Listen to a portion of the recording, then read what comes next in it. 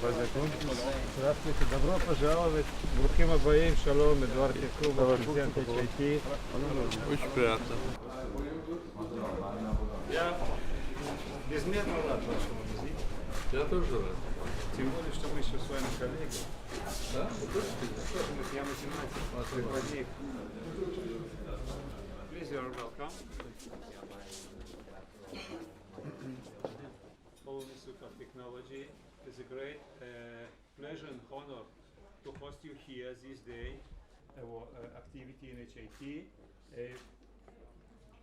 Miss Orna. Although we are Christian, so I complained to the president of Academy of Sciences. I said to make to the point is tragedy was, of course, we suffered, but the future, of course, is with technology. Quite an advanced technology and science for reasons. So in 2 words, it physically will be something like a compound, a small city, signed with more than a dozen companies.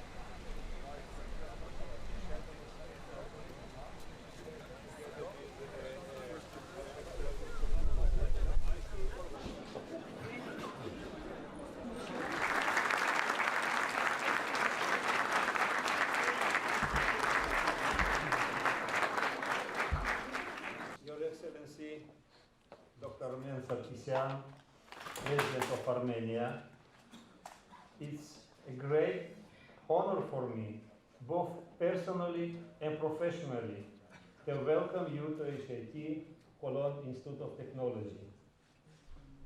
Both of our nations share similar history, mourning and remembering the unbearable loss of millions in the Holocaust and the Armenian genocide. Yet, we still remember. We will remember these tragic pages of our histories. We truly appreciate your arrival in Israel with other 41 world leaders to mark the 75th anniversary of the liberation of Auschwitz-Birkenau. Thank you, dear professor, and good morning, and very happy to be here. I feel I'm home because university is a home. First, I would like to thank for this wonderful, for me, invitation to be here, and I would like to start by continuing what you, professor, was saying, that there is so much common in the faith of our 2 nations. I think we're both very, very old. We clearly have historically, where our homeland was. We suffered in order to keep our homeland and culture and identity. We are Christian. We are the oldest Christian state in the world, but the Armenian Apostolic Church is different from all the other churches in the world. It's a national church as well. We both lost our statehood for hundreds of years. We regained it recently. And of course, we both suffered huge human tragedy.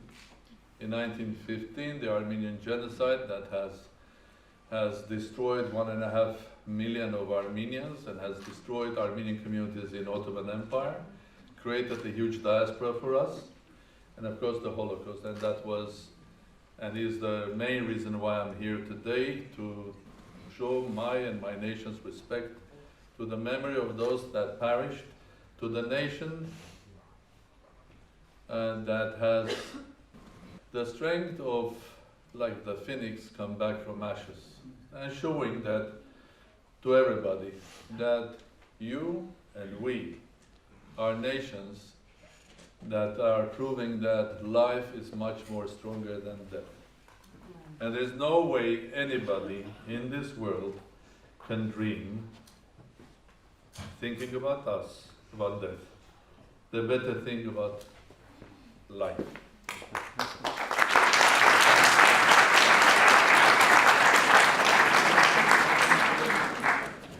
Well, I think on the political side, the history side, I should stop here because we don't have much time. And one of my aims visiting here is also to create a bridge.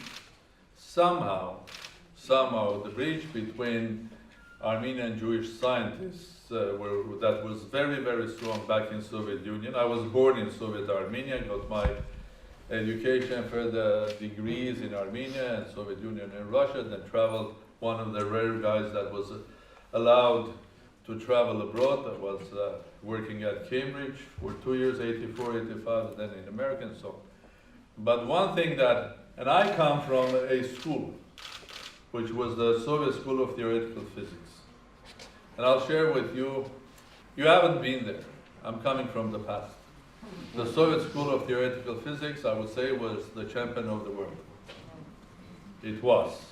I think when we were proud of that because there were giants and there was a system how to teach educational system. If there were fantastic books were written by Richard Feynman that I always enjoyed reading. I still enjoy reading them now because the language of this genius is not only the greatest simplifier of mathematical and theoretical language, but someone that knew how to tell the most complex things in a simple way.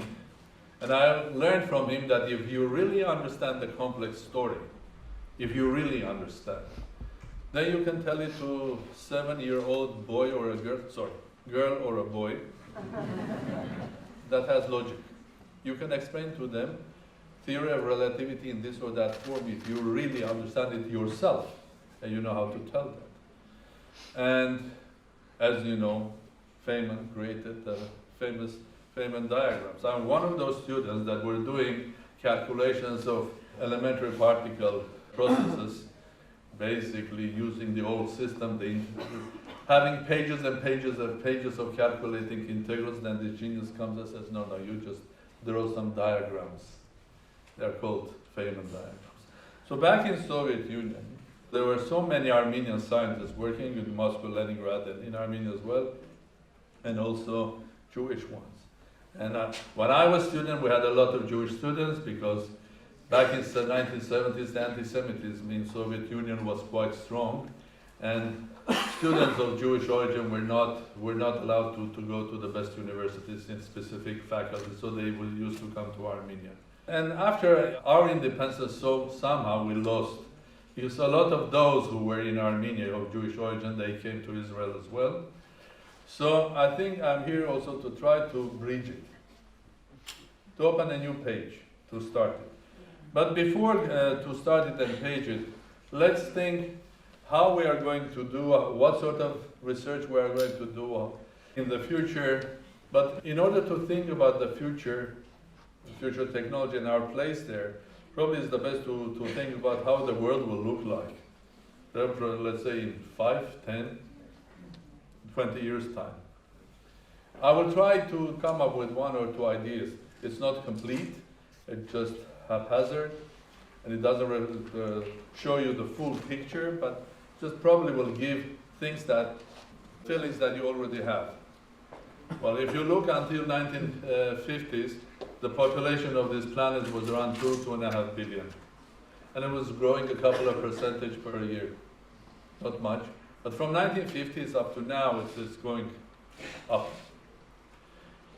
Phenomenon which is interesting because we are becoming a planet with 10 or more billion people living together. Number 2, which is important, is if you ask, well, not probably here. When doing research in mathematics, physics, science, technology, everything looks more or less okay.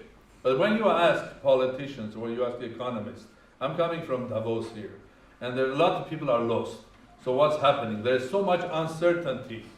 How the world is going to develop. Politicians are not making the right decisions. Where is going to be the Middle East? Confrontation between different nations and so on. How the economy is going to run. I mean, the great investment banking system has disappeared. So there are more questions than answers, and the classical answers, they don't work. So there is a confusion. Only you meet at places like Davos, if a politician is very, very positive and he speaks with energy, people think, he is running a political campaign for re-election. That is why he is sort of a positive. Otherwise, he will be very negative, that saying everything is uncertain, difficult, and so on. Where does it come from? Let me give you a specific way that I look at it. I have the feeling if we go back 100 and 120, 30 years, go back, when the world was dominated by classical mechanics. And then, as physicists, people started finding phenomena that they couldn't explain. Well, it was more or less the same situation. There were a lot of phenomena that classical physics, the physics of great Isaac Newton couldn't explain. So there was a confusion, a big confusion. What's going to happen? Are we at the end of science, technology? What happened then, as usually happens, geniuses were born, and the name of these geniuses you know better than anyone here in this institute, starting from Albert Einstein and going to the old creators of quantum mechanics that said simple things. In order to explain this phenomenon, you have to change your approach. In order to explain this phenomenon, you have to change your logic. In order to explain this, you have to change your philosophy. The moment you change it, everything is explainable. The moment you change it. But it's completely different, because if you know quantum mechanics, I mean, it's not about just if you have to go from position A to B, there is a path, there is a formula or approach that describes this. In quantum mechanics, it's completely different. And you have the principle of uncertainty and many other things. We start thinking in the logic and philosophy of probability. And you are bringing together things that were never together, that were contradictory. Okay? So in order to understand what was happening in quantum physics, you had to change yourself completely, your philosophy, your thinking, your logic, your approach, your mathematics that you were using. Because quantum mechanics use completely different mathematics than the classical mechanics. But the moment you change yourself, the moment you change your philosophy and logic, the sky is the limit. And the sky was the limit for science. The sky was the limit for scientific exploration. And what we have discovered was phenomenal in less than 100 years. And it was phenomenal as a scientific discovery. I don't want to go through it, but it was also phenomenal also for technology. Whatever we have today, on this or that way, and whatever we will have in the next 10, 20, 30 years, we owe to the giants of quantum mechanics. Flight to the space, discovering the energy of nuclear power for good or for bad, because everything works in the hands of humans. It can work for good or for the bad. The telephone that we have with us is also a part of that. And that is changing, it has changed our world. So I came to the telephone. So what is the telephone? It's a means of communication. We are human. Imagine our lives without telephones. I was there. One of you, some of you probably don't remember even that there was a life with a mobile phone. And our children, grandchildren will live in a completely different world. They will be said, what? You didn't have this? How were you surviving? Well, we humans are born without any communications. I think our first communication to the world is our mother. No, it's our mother. She's feeding us, she's teaching us, she's the messenger from us to the world and from the world to us, and so on and so forth. And then we start learning very slowly. Humans are species that really don't have, when they are born, ability and way of communicating. So we have to rely on our... But the new children are ahead of normal humans. Because, well, I have my grandchildren from age 2, they have double life. They have the life of normal material world and their life which is virtual. And they learn probably a lot from the virtual life. Not only what was mother, father, or everybody is teaching them, but also from the virtual world. So live two lives. And with the time, the virtual life becomes bigger and bigger and bigger. And that virtual life is completely different from the material life, because the speed of communication is the speed of light. So we are becoming individuals that have the communication over the speed of light. And communication or connectivity is a key factor. Very important. Because before we were individuals that the bigger world didn't know about us. We were a classical body. What was inside didn't matter. And this body, a town, a city, a nation, a state, was moving according to the classical rules. Okay? Nobody was bothering what was inside, and then what was inside was working as an integral, classical. And this new world is different. Everybody knows what's inside. This inside is not in a bottle. It is in a bottle, but it communicates with the world. And excuse my analogy that I will tell you, when I look at us humans today, we more and more look like elementary particles. That elementary particles that are discovered, because we know who they are, what sort of particles, we more or less understand the way they communicate, because in physics we know how they are communicating with the forces like the weak, the strong, the electromagnetic, the gravitational. We know how we communicate with each other. And that communication, like in quantum mechanics, is with the speed of light. And the number of us, how many we are, is more than 10 billion, and will become bigger and bigger. So we're becoming, excuse my analogy, we're becoming quantum objects. Where this world is becoming a place where we are quantum particles in a huge world, and we can communicate with a specific way. So now, why I'm saying that?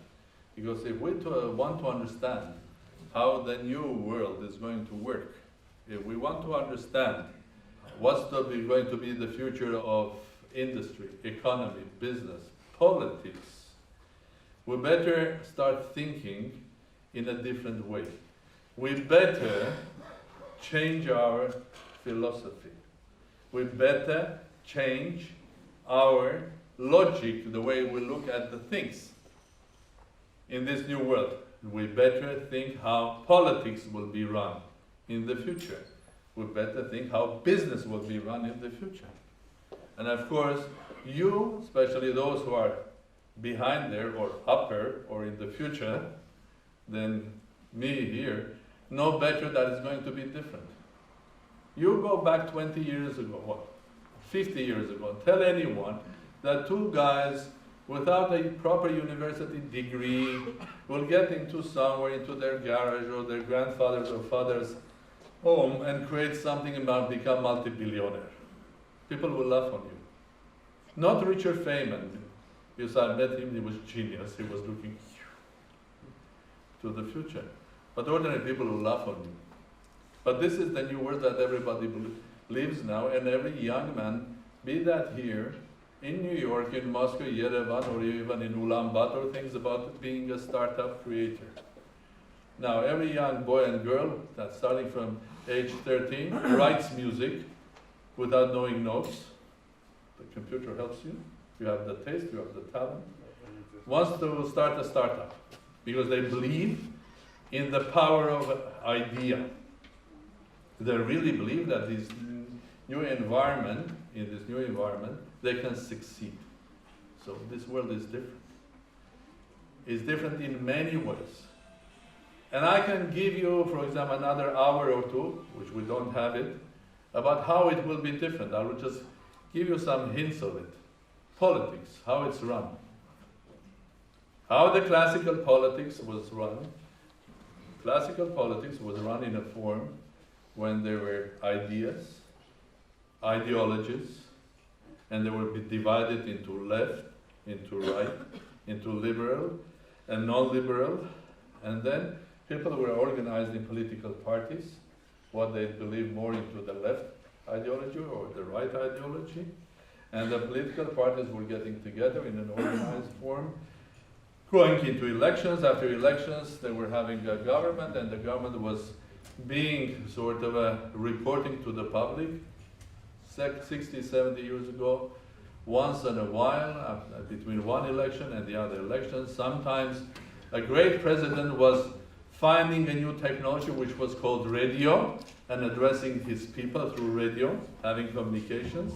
Or another great American president was finding out there is a television. so you can address people through television. Now a lot of president has found out that there is Twitter, or there is Facebook. So you don't need once in a month or once in 3 months, but you speak to people every day. And the political events happening are of quantum behavior. I can bring you a lot of examples of what is happening in the world, that a small, not very important event starting somewhere, growing like a nuclear reaction, starting with a high energy particle hitting an atom, then other particles are created. These particles are hitting other atoms, and you have a chain reaction. It works now. It worked in my country. After my inauguration, 2 weeks after, when the former president wanted to become the prime minister, there was a movement that started 10 guys walking from the north of Armenia on the road to the south. Then 10 became 100, 100 became 1,000. We ended up 300,000-400,000 people on the square in Yerevan, and the prime minister had to resign. And that was in 2 weeks. No political party, no declaration, nothing. Communications, Facebook, an environment where people were unhappy, so you have to have critical mass in order to get nuclear reaction, and the process that started there. Look how much entertainment and politics are merged. Politics was always a part of entertainment, and the other one, politicians were using entertainment starting from old times, the Romans, the great gladiators. They were the part of entertainment to people when there was not enough bread. But now it's different. Politics and entertainment are merging together. There are so many entertainers that are becoming politicians. Think about it. I don't want to give you examples. If you don't find, let me know. And there are so many politicians who are acting that entertainers. And of course, because this is interactive, it becomes very, very attractive. Because it's one thing watching Game of Thrones. So you come home, you put on on your computer and you watch the Game of Thrones. Nice fairy tale. Beautiful. But a real political event, when you know that you write in Facebook your opinion and it has direct effect on what is happening, you are one of the producers of this game of maybe Thrones or maybe something else. You are a partner. You feel fine. In the evening you come and you write and your opinion is taken care of. If there are 1,000 people or 10,000 people writing the same thing, right or fake, it has huge impact on politics. So, integration of different activities. Integration comes to where you are, science. It's more and more impossible to develop just research and develop this pure science. Because we are so close, because industry has come so close that industry is saying what they want to do. So somehow, I believe that we are entering a new era, which is a new era of Renaissance. Because individual is so powerful now, because of its connection, because individual has become quantum, that your activity, you merge everything what you do. You merge your research, learning process with your research, and that research is very close to industry. And at the end of the day, you're also merging your life. You live one life with this art, music, your education, and your research and your business in one.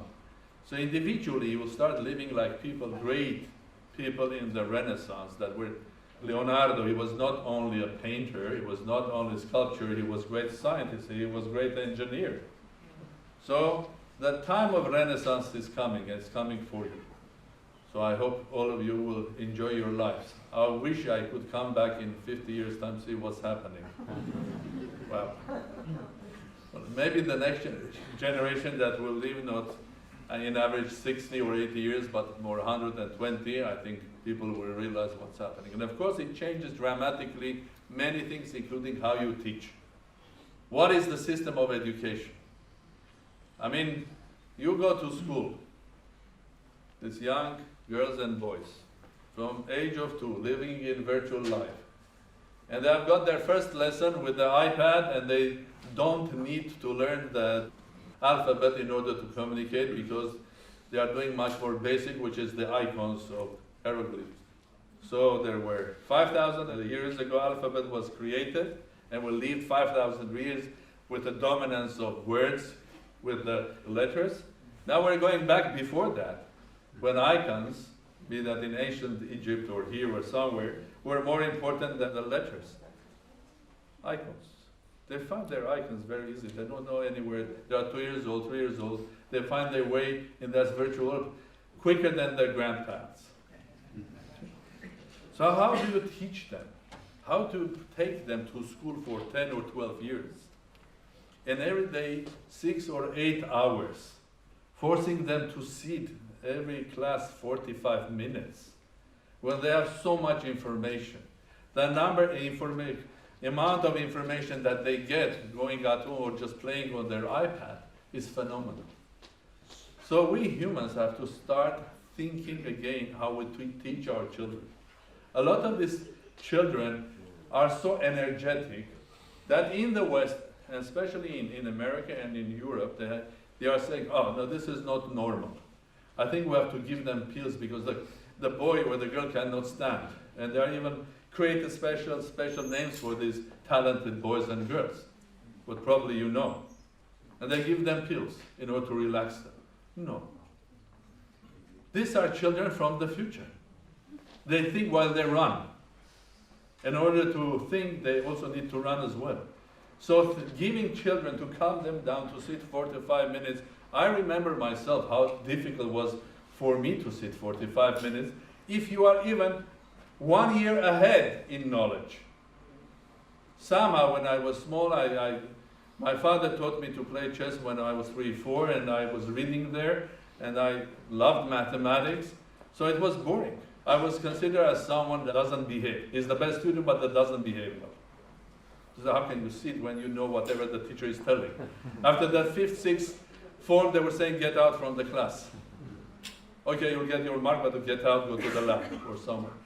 Now there are millions of these sort of children coming with huge amount of information, but you have to teach them how to process this information, how to be innovative, how to make something useful from that. Not just 10 years or 12 years putting them in a classroom saying, don't move, behave. Well, you will learn how to behave when you go to the army. They will teach you, both here and in army, and you'll be very well behaved, and that's fantastic. But then you are 16 or 18 or 20. But when you are 5 or 6, I think every child, every young person has a talent. And one great thing for educational system should be how to find the talent. One has the talent of making a chair, the other one has the talent of making music. Lucky him, because I always was jealous. I pray God when I'm next time born, I would like to be a composer. I was jealous of Bach, I was jealous of Mozart. I'm still jealous. They are creating timeless, they are just direct channels to God, writing these wonderful things. But every child has a talent. So one of the ways helping in education is to help each individual quantumly to find your talent and to support that talent. Because never kid yourself. This is for more young. Never do things that you don't like. Because the one thing which is valuable for you, except your love, your family, your parents, is your time. That's an absolute value. So never spend your time in doing something that you don't. Find yourself. There is a talent. It can be a talent of writing, or it can be a talent of reading, a talent of talking, or a talent of listening, or a talent of anything. And I would love to make a bridge to recreate what was there some 40, 50 years ago when I was sharing a lot of my time in Moscow, in academic area, in the dormitory with my Jewish friends, and having these crazy discussions and working together, sharing not only food, ideas, inviting them to Armenia. So I'm also here to invite you to Armenia. It's a beautiful country. It's really beautiful country. We're like you, we don't have oil. But we're lucky we have water, the main ingredient. And we have water 5-6 times more water than we are using. So we have to learn from you, because you are managing your water better than us. So there are things that we can learn from you. There are things that probably we can teach you. But let's discover that. So one of the first steps would be if we can start knowing each other. Not virtually. Virtuality is fantastic. You can go Google Armenia president, there'll be a lot of rubbish there. Maybe a lot of some real things as well, because we're living in a world that millions of questions are not answered. And this is the new world. Everybody speaks that this is a world of data. Everybody speaks about the success of those small states that are successful because they have, let's say, like a port. And they are the center of a trade. The tankers come in, tankers go out. The new ocean that will be important and powerful is going to be the ocean of data.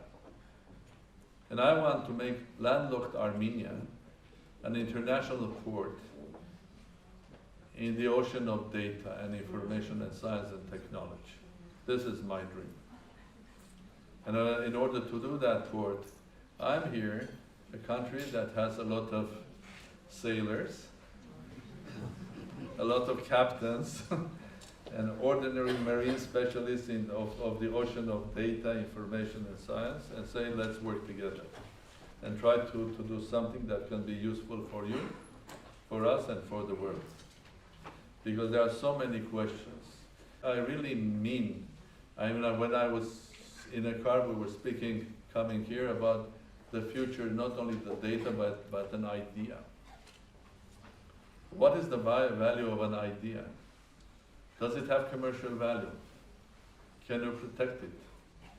Will there be another huge market of ideas? Can you regulate that? If anybody has answers, I'll be happy to hear. Just a new market, not only of data is fine, but the idea, which is the next phase. Is there be a global market for ideas? People just produce them like, I don't know, any other good? Can you regulate that market? Because idea is going to become more and more important, because the quality that you will need in the future is not only a number of things that we have learned by heart and you carry it with you, because there will be clouds and clouds that will keep the data for you. It is the ability of being someone that can create something new out of the complexity. Each of you could or should become Professor Richard Feynman in your specialty. Go from the complexity to the simple, which is beautiful. That is what you needed. And also, as a businessman or scientist, you at this university, this nation, has the quality that we also have, survivors. Very important. Because in the new world, things are going to change very quick. Success will be quick because the innovation goes very, very strong. I'm against the idea that we are going through the 4th industrial revolution. No. Because there will be 4th, 5th, 6th, 7th. I call it R-evolution, rapid evolution. That's a term from my future book, which is coming up. Because the revolutions will be so quick, and one after another, so we have to adapt ourselves. Adapt to success, adapt to failure. Okay? Everything changes quick. So there are so many qualities that you need to train in yourself in order to be successful in the 21st century. The century of artificial intelligence and quantum life. And one last sentence from me to you message is, 100 years ago, humans, we, great humans, have found that nature is not classical, it's quantum. I'm here to say that I not only, as one of their humble students, I not only agree with them, But I have the feeling that not only the nature, but we as a human society, which is a part of nature, is again not classical, it's quantum. And you are at the gates of this new quantum world. And it's wonderful and it's fascinating, and it's worth to spend your time and life finding your way and understanding this new quantum world. Thank you very much.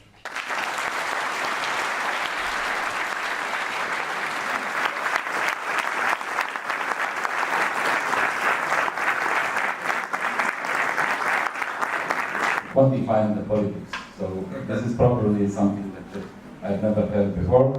I am wondering, what do you think in 10 years can we reach the singularity that everybody is talking about? I mean the physical singularity, yes, of course. Or the human singularity.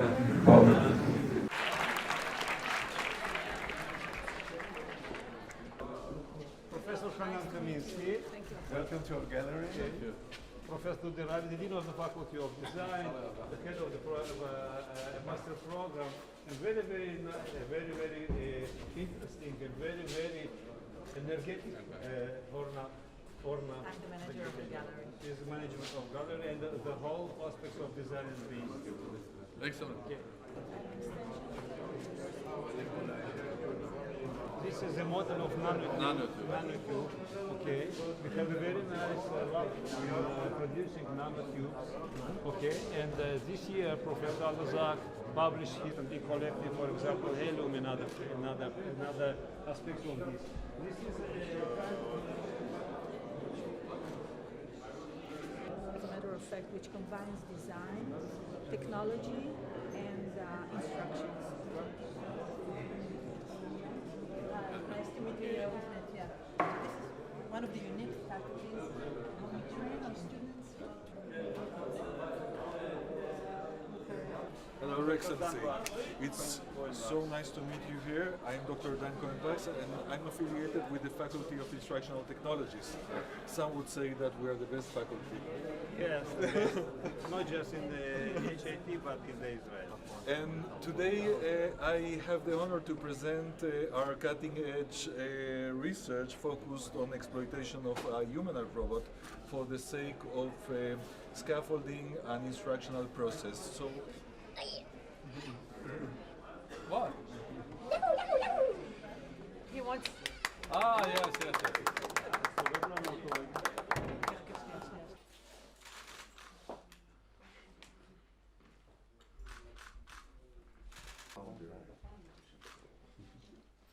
Yeah?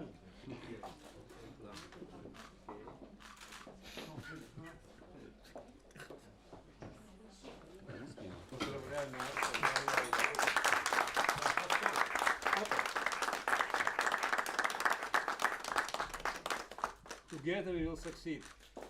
Definitely. Yes. The government